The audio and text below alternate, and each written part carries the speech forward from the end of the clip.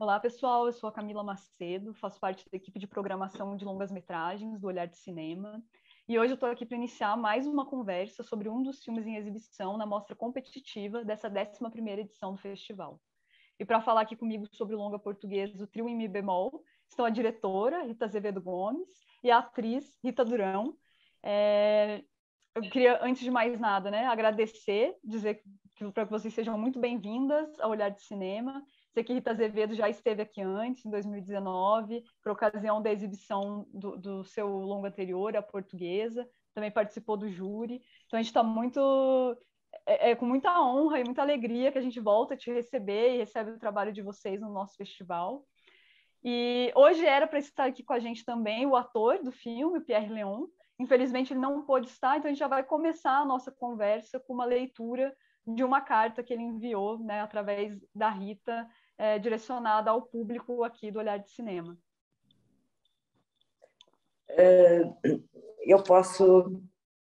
Boa tarde, ou boa noite, ou bom dia, olá a todos de Curitiba, não só, porque penso que isto vai parar ao YouTube, mas o Pierre Léon, quando surgiu esta conversa nossa, eu pensei na Rita e no Pierre, porque fazia um outro trio, não é? E é fundamental a presença dele no filme, mas infelizmente ele ontem mandou-me um mail, porque está com efeitos muito fortes e perversos da vacina do Covid que levou e não vai conseguir estar connosco. E mandou-me um pequenino texto que me pediu para ler ao público de Curitiba e diz então assim: a Rita ensinou-me, entre tantas coisas, que é preciso obedecer à arte. É como uma espécie de dever. Representar Romer numa vila costeira de Portugal, onde os gatos vinham falar comigo na rua e onde a Doarieta perseguia um porco à noite, foi estranho. E esse sentimento nunca me deixou. O dever é estranho. Lembro-me de um texto de Manuel de Oliveira onde dizia mais ou menos que um filme pertencia ao território onde foi filmado, onde foi rodado. Sim, os filmes têm o direito à terra e o sopro pascaliano não tem medo de soprar onde bem quer. Com Rita Durão, não interpretamos tanto como ex-amantes, mas como irmão e irmã. Como se a fragilidade dos relacionamentos não fosse uma calamidade. Muito obrigada, Pierre Léon. Portanto, foi este textinho que ele nos mandou. E eu acho que ele tem carradas de razão, porque realmente o sítio, como diz o Oliveira, forma de certa maneira o filme. Primeiro influencia muito o estado emocional, o estado de espírito, enfim, das pessoas, de atores e de equipe, e todo o envolvimento que se vivia no momento, neste particular filme, em que estávamos num confinamento mundial, não é? Foi em novembro de 2020, atirou-nos para não só para uma coisa geográfica, mas também para uma coisa física, de contacto com o local onde nos encontrávamos, que acabou por nos influenciar a todos e nos deixar uma forte impressão até hoje, como ele diz, é verdade.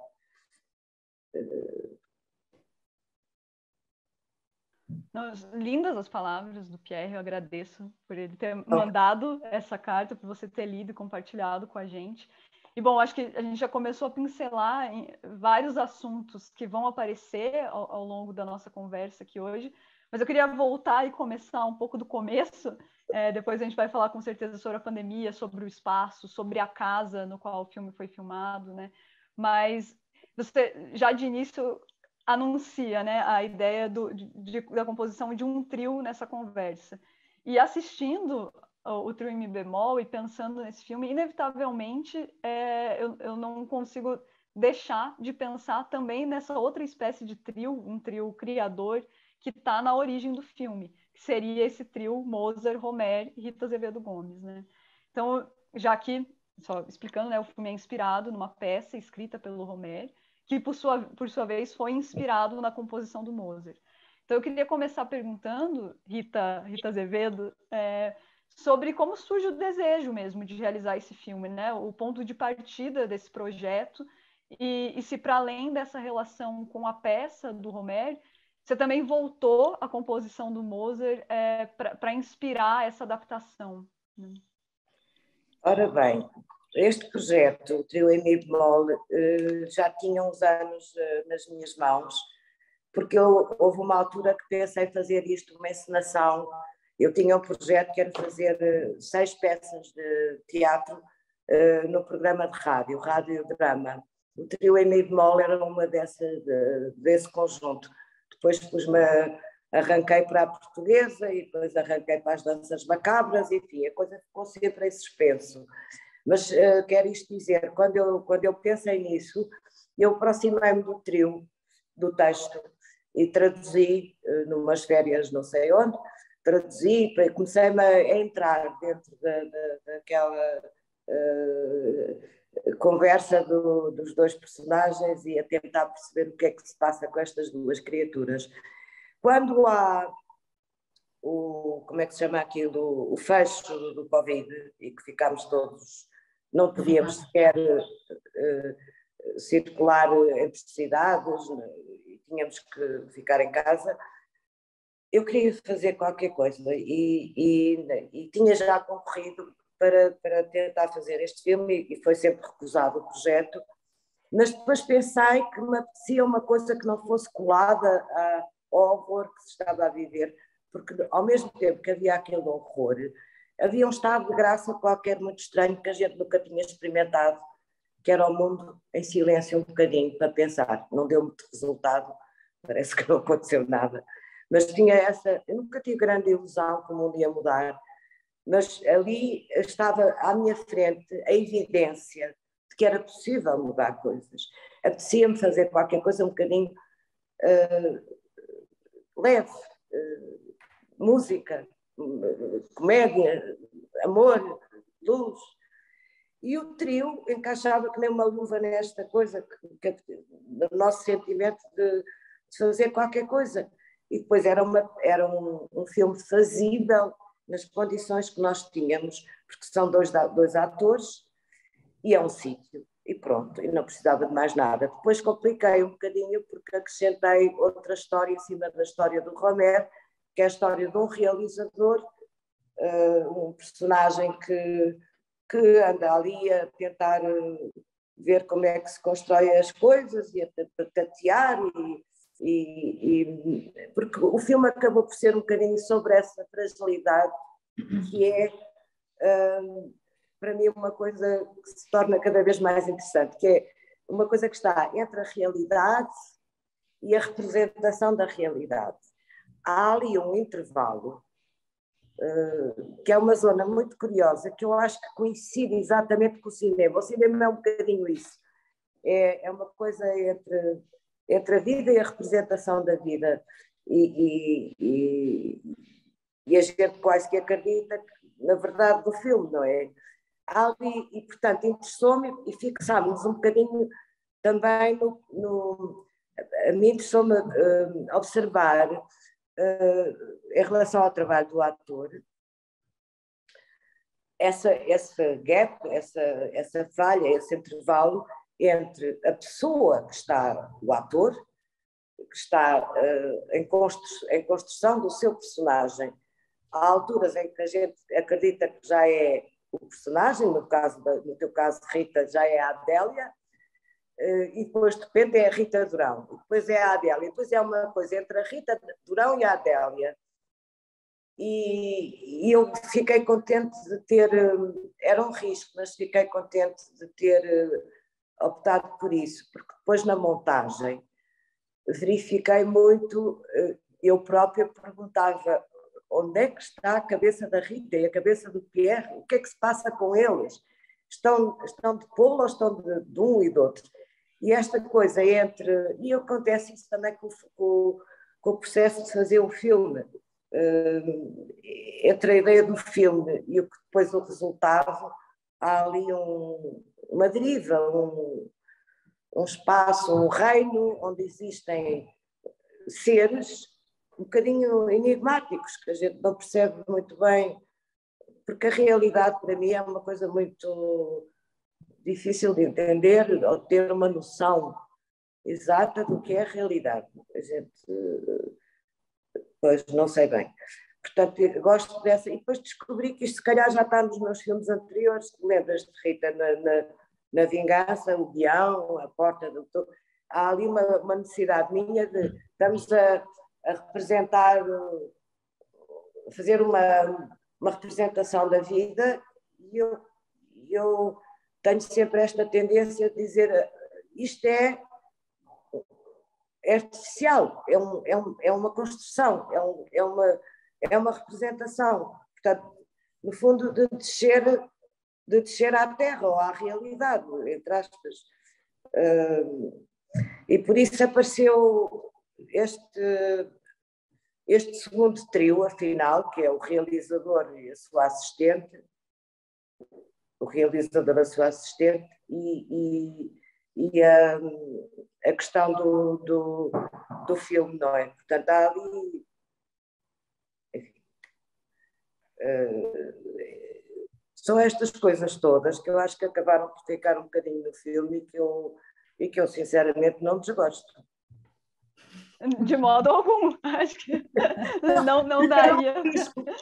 Era um risco enorme, e para os atores tiveram um trabalho gigante. Não sei como é que eles fizeram aquilo. O Pierre Léon diz que não é um ator profissional, tem imensa dificuldade em decorar texto. A Rita Dural não sabia falar francês. Como é que eles fizeram isso? Não sei, mas fizeram. E havia uma altura, lá para o fim do segundo quadro, em que a Rita dizia-me: olha, amanhã eu não sei o texto para o que vem a seguir. E eu disse: não faz mal, podemos pôr o guião na mão, tens o texto na mão. Ela depois apareceu, enquanto a gente no dia seguinte preparava e tal, e andávamos ali a perder um bocado de tempo com a câmara e aquelas coisas todas, e a decidir coisas, ela trabalhou, e apareceu e disse: vamos fazer bem, porque eu afinal acho que consigo ter o texto todo. E aí foi um bocadinho dizer: não, mas eu interessa-me o ensaio. Não, vamos fazer corretamente até ao fim. E fiquei sempre a apetecer-me. Portanto, o que é que aconteceu? Muitas vezes filmei o ensaio, depois filmei a cena. E depois na construção da montagem, muitas vezes houve uma vez que optei por pôr metade no ensaio, metade na cena, assumir declaradamente que estava aí por aí, porque eu queria facilitar e dizer: vou fazer campo contra campo. O Pierre Leão dizia: mas faz campo contra campo, assim está sempre bem. Mas não sei, não me sentia a coisa minha, percebem? Portanto, eu não via razão nenhuma para cortar o quadro ao meio portanto, é muito mais arriscado fazer uma take de 15 minutos. Obviamente, há momentos em que está muito bem, há momentos em que não está tão bem, mas tem que se escolher entre as takes aquela que tem as coisas mais favoráveis. E foi um bocadinho assim. Incrível, você já está falando muitas coisas que eu quero saber mais, né? Agora vou me calar. Não, de forma alguma. É porque só não queria perder alguns ganchos até a partir de tudo que você trouxe. E no final do filme tem uma cartela que é de um agradecimento, de certa maneira, né? Dizendo que o filme só foi possível graças à colaboração desinteressada de todos que participaram de sua realização. E por vários dos motivos que você já contou, inclusive do fato de ter sido em 2020, o primeiro ano da pandemia, a dificuldade de financiamento, enfim, o filme transparece também essa dimensão de colaboração e de entrega, e que dá muito uma sensação de um filme feito entre pessoas amigas, assim, né? Muito entregues ao processo. E por isso, eu queria ouvir um pouco da Rita Durão, que eu sei que vocês já haviam trabalhado juntas anteriormente. Posso só dizer uma coisinha antes de passar à Rita? Claro. Que é importante nessa coisa do financiamento. Nós realmente não tivemos financiamento, mas eu tive ajuda de um amigo que me deu em dinheiro possível para a comida, para a dormida, para as viagens, etc. E foi possível rodarmos o filme, porque nós fomos para o norte com uma mala de coisas de farmácia de testes Covid, e na outra mala, uma mala de euros que ele me deu. A bem dizer, Não sei, portanto, houve essa ajuda do Gonçalo Garcia Pelayo, que eu estou eternamente grata, senão não conseguia fazer o filme. A gente também está eternamente grato porque a gente pode exibir o filme, né? Que agora existe. E eu queria perguntar então para a Rita Durão sobre, primeiro, né, esse elemento que aparece aqui novo, dessa entrega de aceitar fazer um filme em francês sem falar francês, mas justamente dessa dimensão metafílmica ou do filme que vai sendo feito dentro do filme, porque assistindo, especialmente as cenas de ensaio, que eu acho que são lindas, assim, eu ficava pensando, não, mas eles ensaiaram o ensaio, ou isso é de fato um ensaio?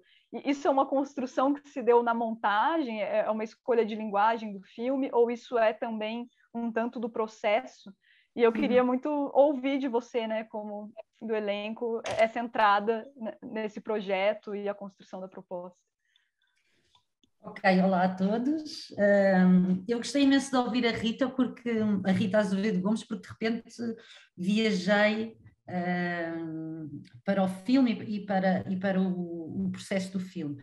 Eu acho que de facto tem muito a ver com a montagem, mas também tem a ver com a forma como o processo, que foi uma espécie de aventura, foi sendo construído, e com esse fator que tu, Camila, falaste há bocado, que dá a impressão que é um filme feito entre amigos, portanto, de facto, tem todas estas pinceladas que juntas permitem, de alguma maneira, que eu ganhe coragem e estímulo para assim que a Rita me lança o desafio de memorizar em tão pouco tempo a peça do Romer, eu ficar entre o serei capaz, não serei capaz, mas pronto, olha, lá vou eu atrás disto e vou com certeza fazer isto.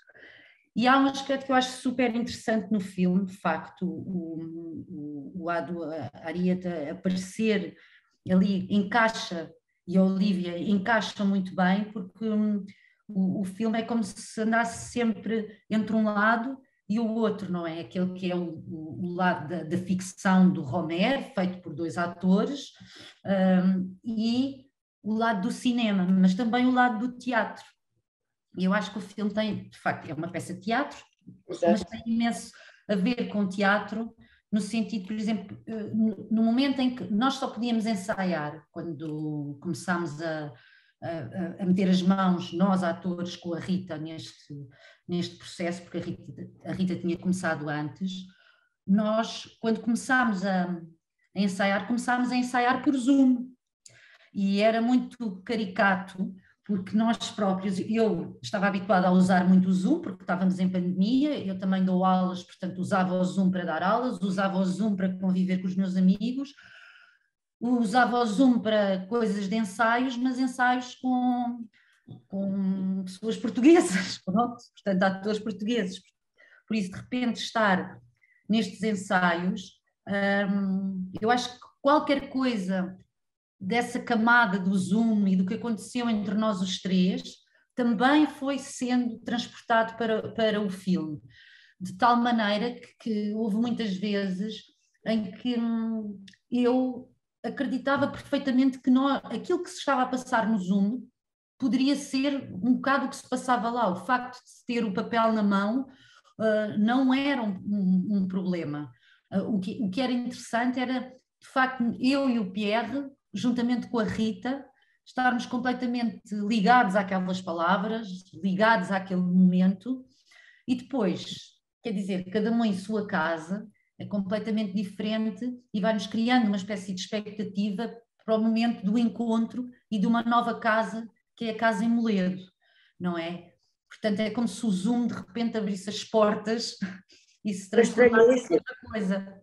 Foi estranhíssima essa coisa, esse encontro, porque nós saímos do Zoom e quando finalmente estamos em Moledo, na casa, reverte-se a situação. E houve cenas em que tu e o Pierre tinham essa ligação face a face. Um do lado da mesa, outro daqui. E depois, quando se situa a cena no espaço que temos, havia muitas coisas que vos complicavam, porque vocês já não se estão a confrontar um ao outro. Às vezes até estão de costas, ou o outro está de costas, Portanto, quebra-se aquele fio que vocês tinham. E isso foi extraordinário, como se reatou, posicionando tudo de outra maneira. Tudo teve influência neste filme, essa parte da nossa aproximação não ser possível antes.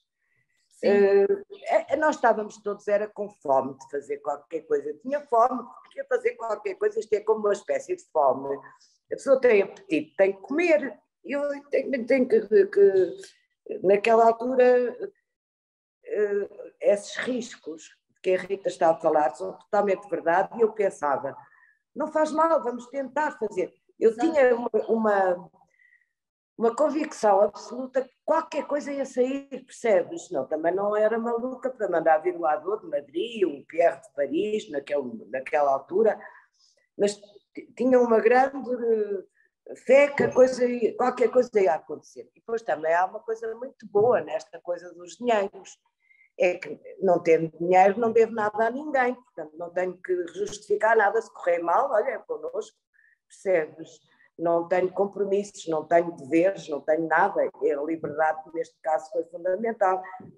E a questão dos amigos, porque muitas das pessoas que ali estiveram não se conheciam, mas ao fim de um dia de lá chegarmos, estávamos todos tão juntos como se tivéssemos já feito várias coisas todos, não é? Desde os assistentes aos atores, o Adô não conhecia as pessoas, a Olívia muito menos.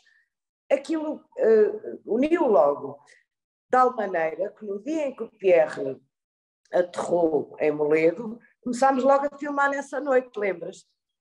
Não estava previsto. E fizemos logo aquela primeira cena à noite. Portanto, para aproveitar. Mas isso também queria fazer. Permite apesar de existir, claro, uma planificação do que é para fazer ao longo dos dias em que vamos lá estar, também permite que os imprevistos ou qualquer ideia que surja possa ser gerida de uma maneira muito mais descontraída e, se calhar, a aproveitar o imprevisto mesmo. Mudar coisas sem ser há muitas coisas que estão no filme que me vieram lá. O porco não, já tinha aquela ideia de cá, mas sei lá, há muitas coisas ali, aquela coisa quando o Pierre Léon está a cantar a Dama de Espadas da Marte, da Pique, da Dama de Pique Dame, aquela canção que ele está no chão, com o telemóvel. Sim. Aquilo estava a acontecer ali no corredor, lá dentro. E eu, de repente, digo, vamos lá para fora filmar isto. E para mim é um dos momentos que eu gosto mais no filme, é quando, de repente, pão, aquilo, pronto. E são coisas que aparecem ali. Eu tenho muito essa capacidade de absorção do que vai passando à roda, percebe? Gosto disso. Não está perdido. A cena quando a Olívia fala da lua cheia, não sei o quê, aquela coisa à noite, aquelas coisas que a gente vê. E também porque aquilo aconteceu no jantar, quando o Adão chegou e fomos jantar, a Olívia realmente viu o Adão chegar e ficou a falar com ele com 2 pratos na mão. E eu, quando fomos fazer a cena, apanhei aquilo. Portanto, são coisas que vão aparecendo e que a pessoa tem que absorvê-las para dentro do filme, se são interessantes, não é? Se tem a ver, parece, com o processo de imersão mesmo, né, da equipe, e que aí nos leva a pensar justamente no espaço, porque vocês já falaram um pouco sobre o aspecto da decupagem, né, essa sensação de que não fazia sentido fazer plano e contraplano, que também parece que remete a essa relação com o próprio teatro, assim, né, se a gente pensar nesse encontro de linguagens entre a linguagem do cinema e a do teatro.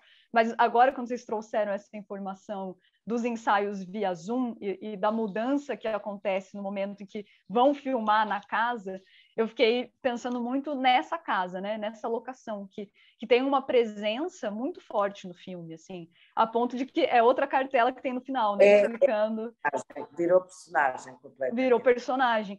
E aí eu queria saber justamente disso, do quanto esse espaço contribui tanto para mise-en-scène, assim, né, no sentido de que é muito precisa o modo como o elenco se movimenta e ocupa esse espaço, né? E também como que a casa acabou te ajudando, Rita Durão, a construir a sua personagem e essa relação com o personagem do Pierre, né? Que tem essa aproximação distanciada, assim, já que são ex-amantes, né? Eu lembro-me que quando nós chegámos à casa, a equipa já lá estava quando eu cheguei, e o primeiro sítio da casa onde eu fui foi à cozinha para fazer o teste de Covid. Estava tudo ali, porque era os na mesa da cozinha, pronto, que aquela mesa da cozinha era um sítio para toda a gente fazer montes de coisas, comer, conversar, estar ali em silêncio porque estavam a filmar no outro lado, fazer testes de Covid, pronto. E a casa, depois de estarmos fechados nas nossas casas, de repente chegar a uma casa que tem imensas árvores à volta, imensa luz, e ao mesmo tempo aquelas janelas são verdadeiros ecrãs, quer para dentro da casa, quer para fora da casa. E depois tantas pessoas a circularem, não é? Tantas pessoas de um lado para o outro, com os seus afazeres, porque a casa também tinha esse lado, e há bocado quando a Rita estava a dizer que um dos pedaços do filme que mais gosta é exatamente quando o Pierre está agachado lá fora a cantar e a tirar a letra e a olhar para o telemóvel, mas que foi lá dentro. Eu imagino o Pierre lá dentro e penso sempre naquelas coisas que acontecem nos corredores dos teatros, não é? Que é antes de começar o espetáculo, há um ator que está para ali, há o contra-regra que foi para lá, há pessoas que estão a tratar por causa dos bilhetes, há outros que estão muito descontraídos, há outros que estão muito introspectivos, pronto. E no fundo, aquela casa ficou assim uma espécie de mega casa, cheia de janelas de facto e de ecrãs de dentro para fora e de fora para dentro, onde as pessoas ora estavam em momentos mais isolados, ora estavam mais em conjunto, mas havia sempre uma espécie de sentido de facto de companhia, de equipa, como se as pessoas estivessem sempre, também porque a casa com as janelas permitia isso, como se as pessoas também estivessem sempre a tomar conta umas das outras e a observarem-se umas às outras. E eu gostava particularmente, e ao mesmo tempo ficava quase que, não sei se envergonhada será a palavra mais justa, mas era muito engraçado. Acima de tudo, eu acho que me dava uma certa graça fazer as cenas com o Pierre e depois a casa, às vezes a equipa estava toda num cantinho para nos poder filmar a nós, não é? E nós com imenso espaço, com aquela luz toda, com a presença lá de fora daquela natureza. E estava a equipa ali a um canto, todos em cima uns dos outros, a verem o que estava a ser filmado. E nós, era como se tivéssemos a possibilidade de ocupar aquele espaço todo, mas dava-me graça essa espécie de contradição, não é? Que era um espaço enorme para a representação, não é? Mas depois estavam ali aqueles seres, todos naquele cantinho, só cabecinhas, não é? Todos muito concentrados também a fazer as coisas que têm para fazer.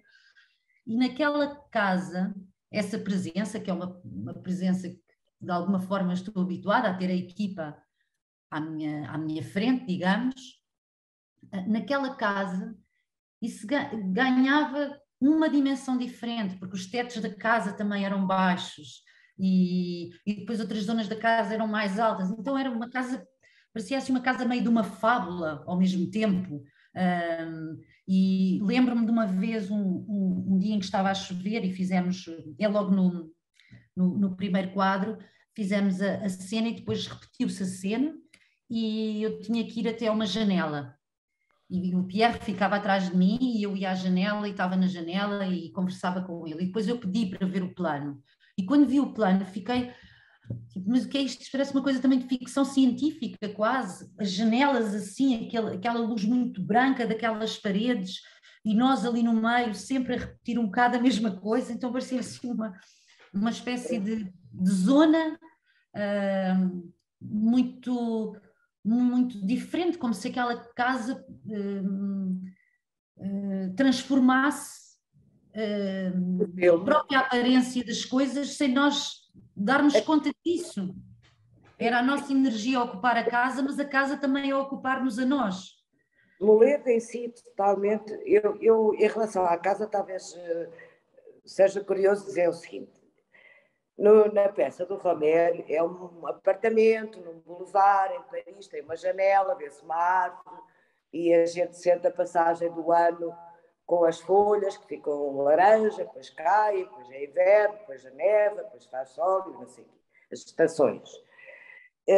Quando eu andava à procura de um sítio possível, que a gente pudesse ir para lá, ficar fechados por causa do Covid, e que nos deixassem à vontade. E lembrei-me de telefonar ao Alexandre Alves Costa, que é um arquiteto do Porto, que fez um pequeno grande papel na portuguesa, que era o Bispo de Trento. Porque como ele é do Norte, lembrei-me de lhe perguntar se ele, por acaso, conheceria uma família que não se importasse de nos deixar ir para lá fazer disparates. Ora bem, o Alexandre diz: eu tenho uma casinha de praia, se quiser vir ver, mas não sei se serve para isso. E eu, quando cheguei à casa, não tive a menor dúvida, quer lá saber do Boulevard, quer lá saber do apartamento em Paris, quer lá saber do Romer. Aquela casa impôs-me de uma... é muito, muito interessante e foi muito, muito inspiradora, porque eu olhei para a casa, imaginei logo a casa sem nada, porque a casa tinha as coisas habituais, mais que tapetes, muitos livros e objetos, e tinha uma profusão de mobiliários e de coisas. E eu vi que o chão é branco, eu vi que aquilo é tudo. E a mim pareceu-me um búzio, pareceu-me uma concha, e pareceu-me ao mesmo tempo, eu estava ali às vezes à noite, e aquilo parecia-me quase que estávamos dentro de um instrumento musical, que estávamos dentro de uma casa de papel, que estávamos dentro de uma casa que não existe, percebes? Que não é concreta, porque é tudo vidro e branco. Portanto, aquela leveza do espaço, aquelas linhas todas, aquilo para mim foi a sorte, e foi mais uma das razões que me empurrou para fazer o filme, porque tive uma série de sortes, foi o Gonçalo a dar-me uns tostões para a rodagem, foi não sei o quê, foi os atores dizerem vamos, foi os técnicos dizerem vamos, foi emprestarem o material, e eu disse, está-me tudo a dizer vai, vai, vai, e eu aí ganhei 3 vezes mais coragem. Portanto, a casa pareceu-me realmente porque eu acho que estes 2 seres, Pierre, Adélia, estão fechados, estão numa espécie de confinamento da vida, naquele tricote sentimental. E eu tinha uma imagem recorrente, vou agora conversar na minha cabeça, eu acho que falei disto lá. Eu lembrava-me dos 2 periquitos dentro da gaiola, da intriga internacional, não, dos pássaros, aquele plano que há, que eles vão de carro e vão os 2 periquitos dentro da gaiola, vão os 2 para um lado, vão os 2 para o outro nas curvas, e sempre vi estas 2 criaturas fechadas naquele enredo deles, que é insolúvel, porque o próprio enredo é que é a linguagem deles, não é? O desentendimento deles é o entendimento deles. Eu vi-os fechados também numa espécie de... Aquela casa tinha isso tudo. E tornou-se para mim muito, muito sugestiva. Eu tirei notas de fotografias dessa vez que lá fui. O Quintela, que é o Jorge Quintela, que era o diretor de fotografia, ficou um bocado aterrado e dizia: Rita, mas isto, tu queres filmar aqui, mas olha, os tetos estão baixos, e isto é tudo branco, e não é bom para a imagem, não sei o quê. Eu disse: é aqui, é aqui, é aqui. Eu disse, porque a casa, para mim, foi uma grande descoberta, e foi maravilhoso, além de ser um sítio que nos pôs numa disposição muito especial e muito extraordinária. Tinha parecia um cenário. Parece que fiz aquela casa. Eu acho que aquela casa foi feita para o nosso filme. Só que o Cisa não sabia. Eu disse ao Alexandre: o Cisa, quando fez esta casa, foi para fazer este filme um dia, porque se adapta tão bem e tudo aquilo ganhou força enorme no filme. Por exemplo, é um sítio muito silencioso, não só via nada, só via as folhagens do eucalipto a abanar com o vento. Lá está os tais sopros. E durante a montagem houve várias sugestões. Ponham um comboio para se ao longe, ou um pavão, ou um espaço. Eu queria o silêncio. Eu queria que eles ficassem, portanto, o filme é um bocado calado. acho que o resto não acrescentava nada, ao contrário, retirava. E o António Preipis, que depois esteve comigo a finalizar o som, estava perfeito. Não, isto tem que ser. Não, eles estão fora do mundo. Eles estão fora do mundo. Portanto, quanto mais a gente puser para ali carros e comboios a passar, e mar e ondas, mais os pomos dentro do mundo. Eu queria tirá-los do mundo, percebes? Portanto, a casa foi uma sorte. Foi tudo uma sorte. Foi uma sorte ter-vos a vocês, foi uma sorte ter o Quintel e o Olivier. Foi uma conjuntura de coisas, de situações a apontarem para lá, que não havia outra maneira senão realmente ir, não é? E depois vamos ver o que é que dá. Felizmente conseguimos fazer qualquer coisa, não é? É incrível, incrível. Há uma coisa muito gira, que eu estou agora neste momento aqui na Cinemateca a preparar este livro do Osso. É um livro de poemas do João Miguel Fernandes Jorge, mas depois tem uns excertozinhos dos diários do Osso. E o Osso, às páginas tantas, citado por João Miguel, diz o seguinte: eu subscrevo isto totalmente. Então diz ele, deixa cá ver se eu sei repetir. A Câmara é uma janela sobre o mundo, para o mundo. A Câmara. O amor é uma janela para a vida. Antes de carregar o botão, há que ter em conta estas duas verdades. Eu acho que ele tem toda a razão, percebes? Percebes o que eu quero dizer? Sim, não é só a coisa objetiva da Câmara.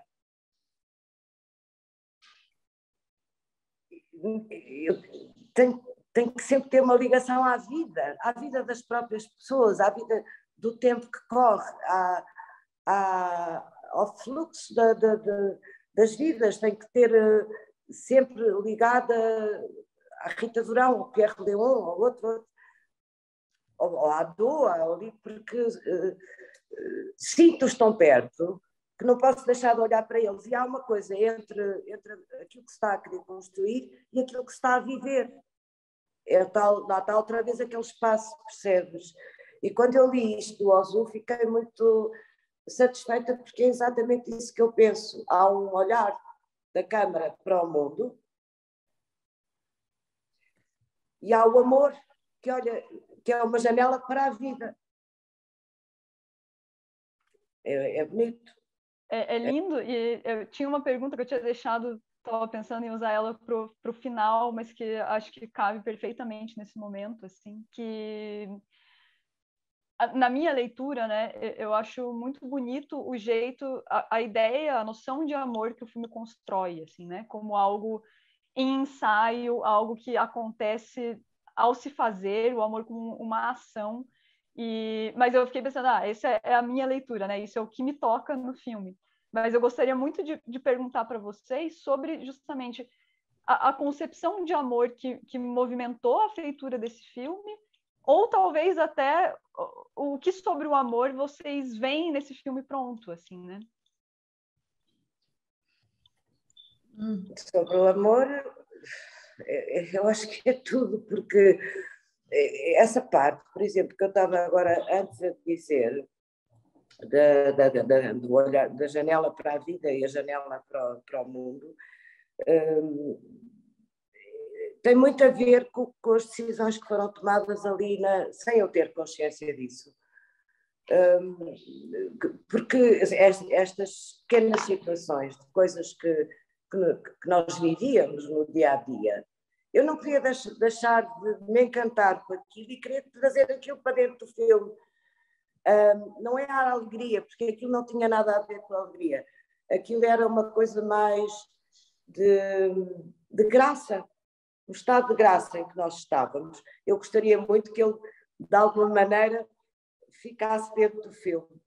E aí sim, não, este elan, esta coisa que nos está aqui a acontecer, eu tenho que, de alguma maneira, tentar apanhar isto, percebes? E foi isso que eu tentei. Tentar trazer também para dentro do filme a vida das pessoas que estão a fazer o filme e as circunstâncias em que estão a fazer o filme. Houve uma grande hesitação por exemplo, em pôr planos em que as pessoas estão com o pano na boca. E eu acabei por dizer, não, fica com o Adô tem a máscara, o Pierre tem a máscara, porque é uma pequenina nota. Não sei se fiz bem, se fiz mal, mas para mim era importante ter esse contacto com o tempo, que era um tempo estranhíssimo e inédito que a gente estava a passar. Portanto, essas fagulhas é como se houver um fogo. A gente está a olhar para a lareira e concentra-se nas labaredas da fogueira. Mas, de repente, salta uma fagulha, inevitavelmente a gente segue a fagulha e vai ver onde é que ela pousou e o que é que acontece a partir da fagulha. Se pode criar outro fogo, não é? Portanto, eu tentei abraçar essas coisas todas ao mesmo tempo, não sei se criando a maior das confusões, mas pronto, eu senti assim a coisa queria muito trazer aquilo, apanhar aquela coisa para dentro do filme. Eu gostava só de acrescentar uma coisa que eu também, que é uma sensação, e acho que é uma sensação pronto, que é uma sensação de amor, não é? Da forma como o filme e o nosso convívio nas diferentes fases do filme assume formas de amor, que são várias formas de amor. E uma coisa que eu acho que eu gosto muito na minha relação construída com o Pierre, e que ele também diz na carta que dedicou ao vosso festival, que é como um irmão e uma irmã, uma espécie de fraternidade, que é também aquilo que eu reconheço.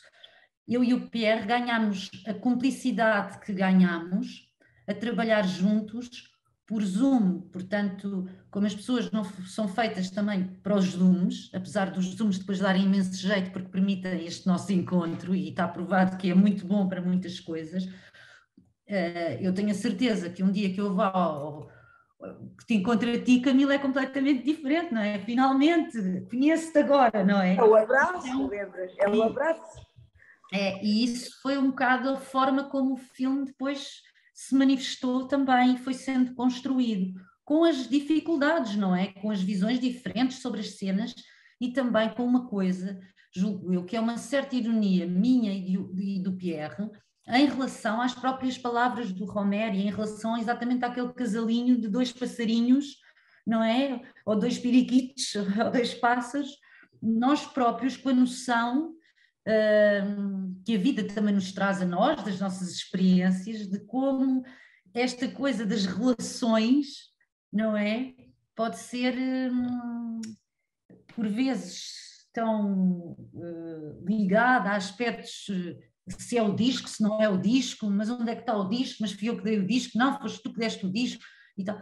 E há outras coisas que são diferentes, como no fundo muitas vezes os silêncios até entre nós, eu acho, e que são silêncios que pronto, que quer eu, quer o Pierre, os construímos nesse espaço de cumplicidade e nesse espaço amoroso que a arte muitas vezes possibilita às pessoas, e nós começamos por ler, Sim, porque que é uma coisa maravilhosa.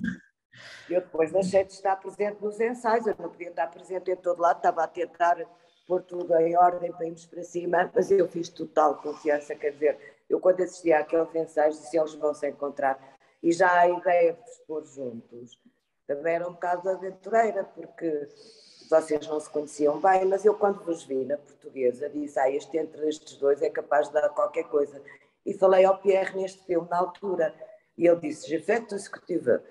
E ficou assim no ar, percebes? Mas senti ali que... Eu estava com curiosidade de ver o que é que acontecia se vocês se aproximassem um do outro. E pronto, e foi um bocado por aí. Há amor neste filme desde o início, antes de ele ser, porque eu só consigo trabalhar com pessoas que amam, ponto.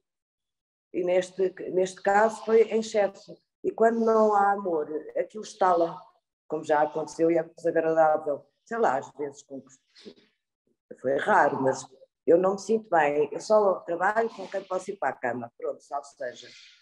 e com quem dou tudo, percebes? Se eu estou a trabalhar com uma pessoa que não me é adversa, eu não funciono bem. Não me sinto bem, não gosto, não entendo. Pode ser muito bom técnico, mas se não houver a coisa humana, não me entendo. Outra fagulha, né? Outra dimensão dessas fagulhas, das fagulhas dos encontros entre pessoas, né? E eu acho, assim, infelizmente, tá muito bom ouvi-las e é muito inspirador, assim mesmo. Mas nosso tempo já está... Só acrescentar um ponto em relação ao que a Rita estava a dizer. É que havia também, para mim, outra dificuldade. É que naquela história, chamemos-lhe assim, do Romer entre este casal, é uma coisa um bocadinho datada, dos anos 80. Hoje em dia as pessoas não perdem tempo com isto, não é? Mandam mensagens de telemóvel, ou vão dar uma volta e voltam depois. Mesmo o texto que eu mantive, não alterei nada, o texto é muito... Houve algumas pequeninas alterações que eu fiz com o Renaud no texto, exatamente são expressões que não são assumíveis hoje em dia, mas foi muito pequena coisa, percebes?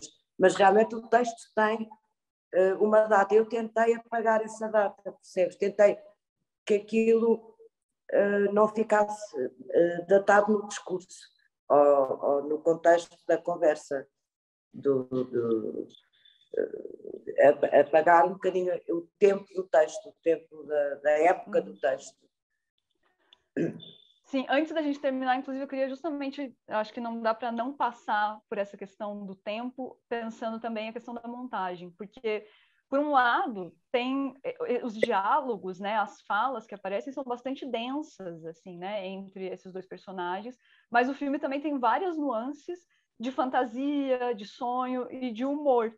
E eu acho que o humor também está no tempo, não só no tempo das cenas, mas no próprio tempo dos cortes. E como Rita Azevedo assina, né, não só o argumento e a direção, mas também a montagem, se antes da gente encerrar essa conversa, você pudesse contar um pouquinho sobre esse processo, né, da edição, da montagem, do chegar ao formato final do filme, assim, e de achar o tempo do filme, seria muito legal, acho. Não foi nada fácil, porque eu nunca tinha trabalhado com o programa, o Premiere, tinha feito as correspondências do Final Cut, portanto todo o sistema era diferente. Não tinha ninguém comigo para me ajudar, porque estamos em confinamento, portanto tive que me atirar àquilo sozinha e à montagem sozinha, o que cria um bocadinho estar... E eu estava tão próximo da rodagem, acho que ainda estou, que era difícil perspectivar, ter o filme lá e eu cá. Depois mostrei o filme ao fim de muitas experiências, e eu fiz várias experiências na montagem, eu tive um ano e tal a montar, bem. Mostrei o filme cheia de medo a alguém que me olhasse para aquilo e me dissesse: achas que se percebe alguma coisa? E mostrei ao Vítor Gonçalves, que é uma pessoa que eu considero imensa, para mim um realizador português que ficou para trás. Espero que ele ainda vá fazer um filme. Fez 2 filmes, fez um filme absolutamente maravilhoso dos anos 90 que se chama Uma Rapariga no Verão. Ele foi professor da Escola de Cinema e é uma pessoa que eu gosto muito de ouvir falar de filmes e que entende e que sabe. E quando ele me disse o que disse, que eu não vou agora repetir, eu fiquei tão descansada e senti uma grande confiança. Disse: então, espera lá, parece que temos filme.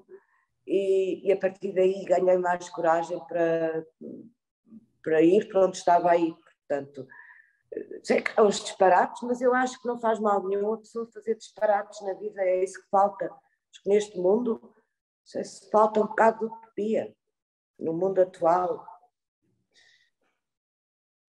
Não é? Portanto, tomo a liberdade de fazer, olha, o que me dá na gana, pronto, porque eu tenho que acreditar em mim, senão pode ser que me engane, mas pelo menos tento, percebem? Pode ser que eu me engane, mas se eu não sirvo a minha intuição, quem é que pode servir? Tem que ser eu, portanto, eu tenho, e a minha intuição é que tem sido o meu grande guia nesta coisa toda. Eu, um dia em que isso se quebrar, melhor eu não fazer mais nada. Tenho muito medo que me falhe isso um dia. É como falhar a voz a um cantor. Gente, eu poderia passar de verdade, assim, sinceramente, horas ouvindo vocês contando tanto sobre o processo desse filme, sobre essas ideias que são ideias sobre o cinema e sobre a vida de uma maneira mais geral, né? Mas como a gente tem um tempo, e a ideia não é que a gente esgote essa conversa aqui, a ideia é que vocês continuem fazendo filmes, continuem trazendo para o Olhar de Cinema, para que a gente possa, né, estar se encontrando, espero que um dia presencialmente, o tal do abraço. Mas antes de encerrar, eu queria perguntar se vocês querem falar alguma coisa para o público de Curitiba em específico, ou alguma coisa que vocês acham que faltou dizer na conversa. Eu, a única coisa que posso dizer é que tenho imensa pena de não estar aí, de não ter lá ido. Eu gostei muito do Festival de Curitiba. Mando um enorme abraço para todos, António, o Giovanni, o Incómodo, da Filmoteca. Foi fantástico, eu gostei mesmo do festival, gostei muito do ambiente e por isso é que tenho pena de não lá estar. E também quero agradecer esta possibilidade da conversa, porque pela primeira vez na vida estou a ouvir o Pierre Leon dizer qualquer coisa e estou a ouvir a Rita Durão falar do filme, nós nunca falámos do filme pós-filme. E, portanto, isso para mim é muito simpático e é muito bom ouvi-los, ouvir a Rita e o Pierre. E sim, agradeço esta conversa por isso. Eu também agradeço muito esta conversa. Eu nunca estive no vosso festival, mas eu espero um dia poder ir. Irei com muito gosto para te conhecer, Camila, e conhecer pessoalmente, mesmo assim, ao vivo e a cores, e conhecer outras pessoas. A Rita, de facto, fala com um entusiasmo enorme do festival, portanto, eu acredito que seja um festival muito especial e espero que continue assim. E obrigada. E foi muito bom estar a falar do teu filme. Pois é! Não há muitas destas conversas, não há muitas destas conversas. Então é engraçado, não é? Ser o nosso festival que nos faz falar sobre o filme. A gente, quando se encontra no dia a dia por aqui, não fala do filme, não é? Mas não. E pronto, que delícia, eu que agradeço e fico muito honrada mesmo de ter podido presenciar essa conversa, então, finalmente acontecendo entre vocês sobre o filme, entre Rita e Rita. Agradeço por confiarem na gente, para estar exibindo, para estar fazendo a estreia brasileira aqui no Olhar de Cinema, né, do filme. O filme que estreou na Mostra Fórum de Berlim, e que agora, então, primeira vez sendo exibido no Brasil, aqui no Olhar de Cinema. Agradeço, espero recebê-las, voltar a receber Rita e a outra Rita receber pela primeira vez aqui em Curitiba. E fica o convite para quem está assistindo essa conversa, né, no YouTube, para que acompanhe a programação do Olhar de Cinema e assista ao Trio em Mi Bemol na nossa mostra competitiva. Muito obrigada, gente. Obrigada. Obrigada.